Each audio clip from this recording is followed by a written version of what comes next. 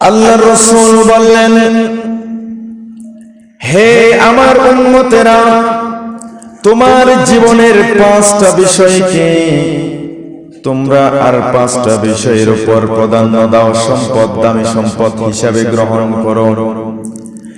যেই 5টা বিষয় তোমরা হারিয়ে ফেললে, তোমার জীবনের সমস্ত কিছুর বিনিময়ে তুমি ওই 5টা জিনিসকে আর কখনো ফিরে পাবে না।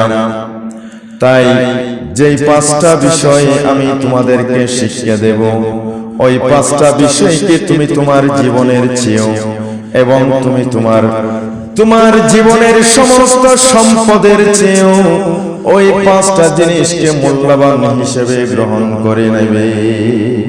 বলেছেন যে আমার রাসূল সাল্লাল্লাহু আলাইহি ওয়াসাল্লাম। জানতে চাই কি চাই না এই 5টা বিষয় কি? যে 5টা বিষয় আমার জীবনের সবচেয়ে দামি জিনিস। কি জিনিস? দামি জিনিস। যে 5টা বিষয়কে আল্লাহ রাসূল সাল্লাল্লাহু আলাইহি ওয়াসাল্লাম আর বাকি 5টা বিষয়ের থেকে অগ্রাধিকার দিয়ে, প্রাধান্য দিয়ে ওই 5টা বিষয়কে গ্রহণ করতে বলেছেন। আমরা সেই 5টা বিষয় আমাদের জানা দরকার আছে কিনা? তাহলে আমরা একটু হাদিসে পাক থেকে সেই 5টা বিষয়কে জেনে দেখি। আল্লাহ রাসূল সাল্লাল্লাহু আলাইহি ওয়াসাল্লাম বলেছেন, শাবাবাকা ক্বাবলা হারামিকা, হে আমার উম্মতরা জেনে রাখো, তুমি তোমার একটা সময় যৌবন ফিরে আসবে, তুমি পাবে, যৌবনকাল তোমার আসবে। যেই যৌবনকালে তুমি তোমার জীবনের সবচেয়ে দামি সময়, যেই যৌবনকাল আসলে তুমি শক্তি সামর্থ্য ভালো থাকে, তোমার শারীরিক অবস্থা ভালো থাকে, খাওয়া দাওয়া চলাফেরা হাঁটা চলার মধ্যে তোমার শারীরিক সবচেয়ে বেশি এনার্জি থাকে, তুমি দুর্বল হও না। যেই যৌবনকালে তোমার কোনো অসুখ বিসুখ সহজে ধরে না, তোমার শারীরিক কোনো দুর্বলতা হয় না, কাজ কর্মের মধ্যে তোমার কোনো পেরেশানি হয় না, ওই যৌবনকাল যখন তুমি পেয়ে যাবে, ওই যৌবনকালকে তুমি এমন ভাবে কাজে লাগাবে, তোমার বার্ধক্যের আগে, তোমার বার্ধক্যে ফিরে আসার আগে, বৃদ্ধকাল ফিরে আসার আগে তোমার ওই যৌবনকালকে তুমি সবচেয়ে দামি সম্পদ হিসেবে গ্রহণ করো। ওই যৌবনকালে তুমি তোমার প্রয়োজনীয় ইবাদত করে আল্লাহর নৈকট্য অর্জন করে নাও। জোরে বলুন সুবহানাল্লাহ। এই কথাটা কেন বললেন? বৃদ্ধকাল যখন আমাদের চলে আসে, তখন কি আমাদের স্বাভাবিক শারীরিক আমাদের অঙ্গ প্রত্যঙ্গগুলো কি স্বাভাবিক থাকে? বলেন স্বাভাবিক থাকে?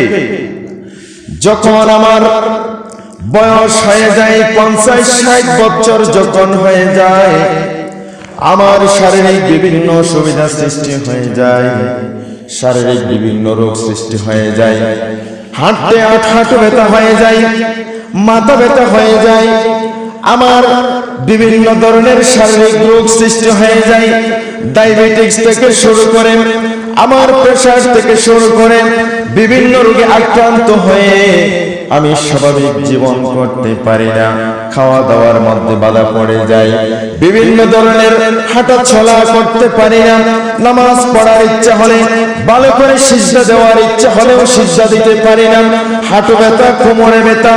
এইভাবে আমার বৃদ্ধকাল যখন এসে যায়, আমার শারীরিক দুর্বলতার কারণে আমি যত ভাবে ইচ্ছা করি, যত ইবাদত করার ইচ্ছা করি, আমার ইবাদতের ইচ্ছা হলেও করার সামর্থ্য আমার আপনার থাকে না। ঠিক না বেটি? এই জন্য যখন তোমার যৌবনকাল আসবে, যৌবনকাল যখন তুমি পেয়ে যাবে, ওই যৌবনকালকে তুমি এমন ভাবে দামি সম্পদ হিসাবে গ্রহণ করো, যেই যৌবনকাল চলে গেলে তুমি আর জীবনে ওই যৌবনকালে ফিরে যাওয়ার সুযোগ থাকবে না। আছে? আমি যদি আমার যৌবনকাল হারিয়ে ফেলি, আবার কি আমি আমার সেই যৌবনকালে ফিরে যাওয়ার সুযোগ রয়েছে? এমন কোন মেডিসিন, এমন কোন ডাক্তার, চিকিৎসা বিজ্ঞান আছে যে বৃদ্ধ একজন মানুষকে তার শক্তি, সামর্থ্য, শারীরিক অবকাঠামো নিয়ে তাকে আবার যৌবনকালে ফিরিয়ে দেওয়ার সুযোগ আছে? নাই। এই জন্য আল্লাহ রাসূল সাল্লাল্লাহু আলাইহি ওয়াসাল্লাম বললেন, শাবাবাকা ক্বাবলা হারামিকা, হে আমার উম্মতেরা, তোমার বৃদ্ধকাল আসার আগে তুমি যৌবনকালকে প্রাধান্য দাও, দামি সম্পদ হিসেবে গ্রহণ করো, ওই যৌবনকালে তুমি ইবাদত বান্দাগি করে নাও। আল্লাহ রাসূল সাল্লাল্লাহু আলাইহি ওয়াসাল্লাম 2 নম্বরে বললেন, ওয়াসিহহাতাকা ক্বাবলা সাকামিকা, তুমি এখন সুস্থ রয়েছ, ভালো রয়েছে, তোমার শারীরিক কোনো দুর্বলতা নাই, কোনো রোগ ব্যাধি তোমার হয় নাই। ভালো করে কিন্তু খেয়াল করবেন, এটা কিন্তু আমার জীবনের, আমার আপনার জীবনে প্রয়োজনীয় 5টা শিক্ষা, এমন শিক্ষা যেটা আমরা প্রতিনিয়ত ভুল করতেছি। আল্লাহ রাসূল বললেন, হে আমার উম্মত, ওয়াসিহহাতাকা ক্বাবলা সাকামিকা, তুমি আজ সুস্থ রয়েছ, তোমার শরীরে কোনো রোগ নেই, কোনো অশান্তি নেই, তুমি সুস্থ মস্তিষ্কে, সুস্থ মন নিয়ে ইবাদত করতে পারো। এই জন্য তুমি অসুস্থ হয়ে যাওয়ার আগ মুহূর্তে তোমার ওই সুস্থ সময়টাকে, সুস্থ জীবনকে তুমি সবচেয়ে বেশি দামি সম্পদ হিসাবে গ্রহণ করে না। আজ আমি সুস্থ আছি, কালকে অসুস্থ হয়ে যাব, অসুস্থ হব না, এটার কোনো গ্যারান্টি আছে? বলেন না। যেমন আমার চাচা আক্তার সাহেব, এখন ইচ্ছা হলো আল্লাহর দরবারে মাটিতে একটা সিজদা সুন্দর করে ভালো করে দেওয়ার সুযোগ হচ্ছে না। আপনারা দেখতেছেন না, উনি এমন রোগে আক্রান্ত হয়ে গেছে যে আল্লাহকে জমিনে আল্লাহর কুদরতি কদমে একটা যথাযথ নিয়মে সিজদা করার শক্তি, তার সামর্থ্যতায় তিনি হারিয়ে ফেলেছেন। আজ ইচ্ছা হলো জমিনে সিজদা করার সুযোগ হচ্ছে না, আর আমরা সেই জমিনে, সেই আল্লাহর কুদরতি কদমে সিজদা দেওয়ার সুযোগ পেয়েও আমরা সিজদা দিতে পারি না। সিজদা দেওয়ার সময় আমার হয় না, আমি ব্যস্ত জীবন কাটাচ্ছি, আমার জীবন তেমন ব্যস্ত হয়ে গেছে যে আমি আল্লাহকে সিজদা করার সময় আমার হচ্ছে না, আল্লাহর ইবাদত করার সময় আমার হচ্ছে না।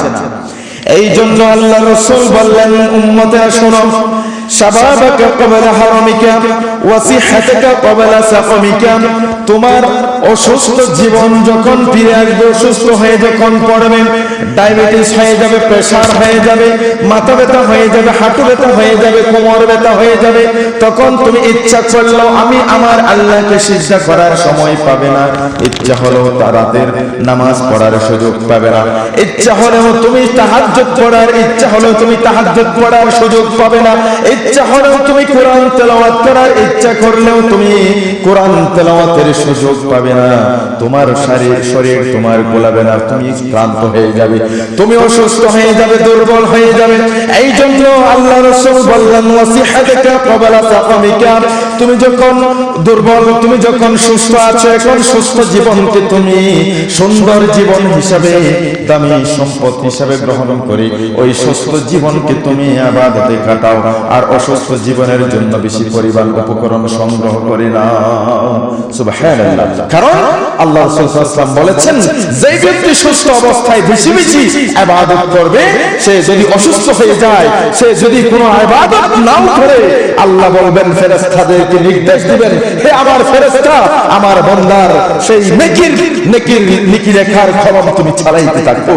তখন ফেরেশতা বলবে, আল্লাহ, তোমার বান্দা অসুস্থ, এখন শুয়ে আছে, সে কোনো ইবাদত করতে পারে না, নামাজ পড়তে পারতেছে না, কোরআন তেলাওয়াত করতে পারতেছে না, তাসবিহ তাহলিল করতে পারতেছে না, তাহাজ্জুদ করতে পারতেছে না, আল্লাহ কেন তার আমলনামায় সওয়াব লিখবো?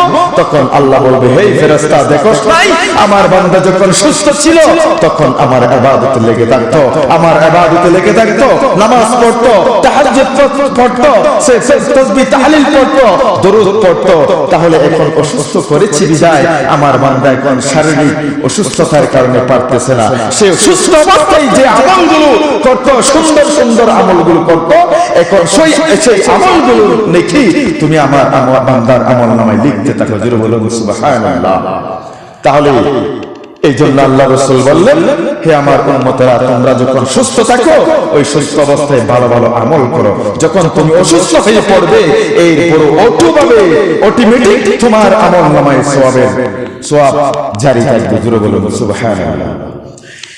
এরপরে ৩ নম্বর আল্লাহ রাসূল বললেন, ওয়াগিনাকা ক্বাবলা ফাকরিকা, ওয়াগিনাকা ক্বাবলা ফাকরিকা। আমার রাসূল বললেন, বান্দা, হে আমার উম্মত, আজ তোমার সম্পদ রয়েছে, আজ তোমার টাকা পয়সা রয়েছে, ধন সম্পদ রয়েছে, কিন্তু তুমি আল্লাহর রাস্তায় দান করো না। হাতের মুঠোয় তোমার সম্পদগুলো গচ্ছিত রেখেছ, ব্যাংক ব্যালেন্স করে তুমি, ব্যাংক ডিপোজিট করে তুমি সম্পদগুলো জমা রেখেছ। আল্লাহর রাস্তায় দান করার সময় তোমার হয় না, আল্লাহর রাস্তায় দান করার সুযোগ তোমার হয় না। দিল তোমার মন চাইবে না আল্লাহর ঘরে দান করার জন্য, দান সদকা করার জন্য। আজ তুমি ওই সম্পদগুলো হাতের মুঠোয় ধরে রেখেছো। বান্দা, এমন একটা দিন আসতে পারে তুমি গরীব হয়ে যাবে, তোমার কোনো সম্পদ থাকবে না। তখন তুমি যদি ইচ্ছা করো আল্লাহর রাস্তায় দান করতে, তখন তুমি দান করতে পারবে না। এই জন্য তোমার ধনী অবস্থায় সম্পদ যখন তোমার কাছে থাকে, ওই সম্পদ অবস্থাকে তুমি ভালো করে কাজে লাগাও। যখন তুমি গরীব হয়ে যাবে, যাতে তুমি গরীব অবস্থায় দান করতে না পারলেও, গরীব অবস্থায় তোমার সামর্থ্য অনুযায়ী 1 টাকা দান করলেও যাতে তোমার লক্ষ লক্ষ টাকার দানের সওয়াব তোমার আমলনামায় লেখা হয়। জোরে বলুন না সুবহানাল্লাহ। এই জন্য আমার রাসূল বললেন, ওয়াগিনাকা ক্বাবলা ফাকরিকা, তোমার সম্পদ অবস্থাকে তুমি সুন্দরভাবে কাজে লাগাও, বিভিন্নভাবে দান সদকা করো, আল্লাহর রাস্তায় দান করো।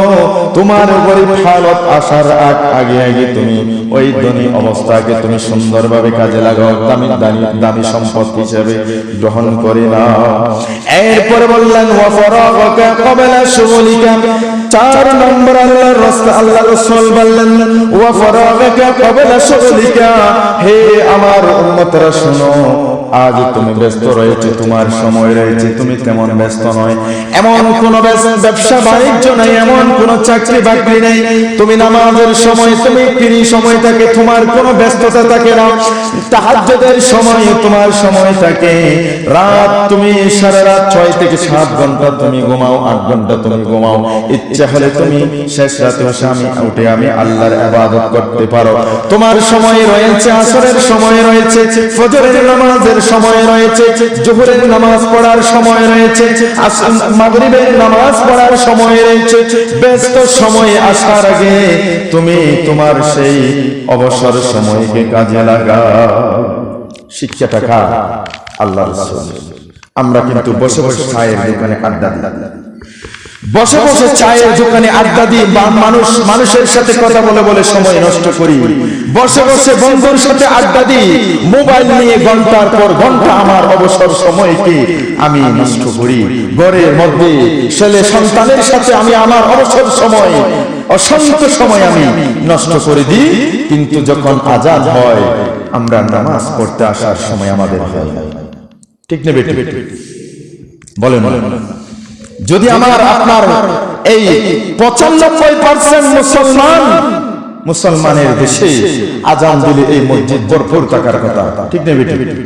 এই মসজিদ, এই সমাজের 100টা ঘর থাকলে 100 জন যদি নামাজি এই মসজিদে আসে, তাহলে মসজিদ ভরপুর হয়ে যাওয়ার কথা। কিন্তু দেখা যায় এক কাতার নামাজ হয় না, নামাজি হয় না। এটা কি আমার রাসূলের শিক্ষাটা আমরা গ্রহণ করেছি না করি নাই? আল্লাহ রাসূল বললেন, ওয়া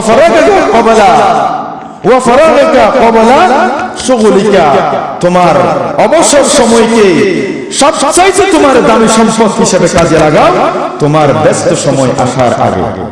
ব্যস্ত সময় যখন এসে যাবে, তখন তুমি আমার কাছে আসার সুযোগ পাবে না, নামাজ পড়ার সময় তোমার হবে না। 5 নম্বর আল্লাহ রাসূল বললেন, ওয়া হায়াতিকা ক্বাবলা মাউতিকা, ওয়া হায়াতিকা ক্বাবলা মাউতিকা। আজ তোমাকে হায়াত দিয়েছি, বেঁচে রয়েছো, একদিন এমন একটা মুহূর্ত চলে আসবে, তোমার হঠাৎ করে মৃত্যু চলে আসবে, মৃত্যু হয়ে যাবে, তুমি টের পাবে না। এমন একটা দিন চলে আসবে, এই জন্য আল্লাহ পাক রব্বুল আলামিন কোরআনে কারীমের মধ্যে বলেছেন ওয়ালি কুল্লি উম্মাতিন আজালুন ফাইযা জাআ আজালুহা লা ইস্তাখিরুনা সাআতান ওয়া লা ইস্তাকদিমুন। আমার আল্লাহ বলেছেন বান্দা আমি প্রত্যেকটা জাতির জন্য একটা নির্দিষ্ট মেয়াদ দিয়েছি, একটা নির্দিষ্ট সময় দিয়ে পৃথিবীর জমিনে পাঠিয়েছি। ফাইযা জাআজালুহুম, যখন তোমার ওই সময়টা শেষ হয়ে যাবে, সময় যখন পার হয়ে যাবে, লা ইস্তাখিরুনা সাআতান, একটা মুহূর্ত চোখের পলক, এক সেকেন্ড সময় তুমি আগে যাওয়ার সুযোগ পাবে না, ওয়ালা ইস্তাকদিমুন, পিছনে যাওয়ার সময়ও পাবে না। যেই মুহূর্তে তোমার ওই সময়টা শেষ হয়ে যাবে, একটা মুহূর্ত তুমি পিছনে এবং সামনে যাওয়ার সুযোগ তোমার থাকবে না, ওই মুহূর্তেই তোমার মৃত্যু হয়ে যাবে। এই জন্য আল্লাহ রাসূল বললেন ওয়াহায়াতুকা ক্বাবলা মাউতিকা, আমার উম্মতরা তোমার হায়াত যখন আছে, তুমি যখন বেঁচে রয়েছো, দুনিয়ার জমিনে এখনো সুস্থ রয়েছো, তোমার মাউত আসার আগে, মৃত্যুর আগে আগে তুমি তোমার প্রয়োজনীয় সরঞ্জাম হায়াতের মধ্যে তুমি আমল করে আল্লাহর কাছে জবাব দেওয়ার মতো ব্যবস্থা করে নাও। ওই হায়াতকে তুমি সবচেয়ে দামি সম্পদ হিসাবে গ্রহণ করে নাও। জোরে বলুন সুবহানাল্লাহ।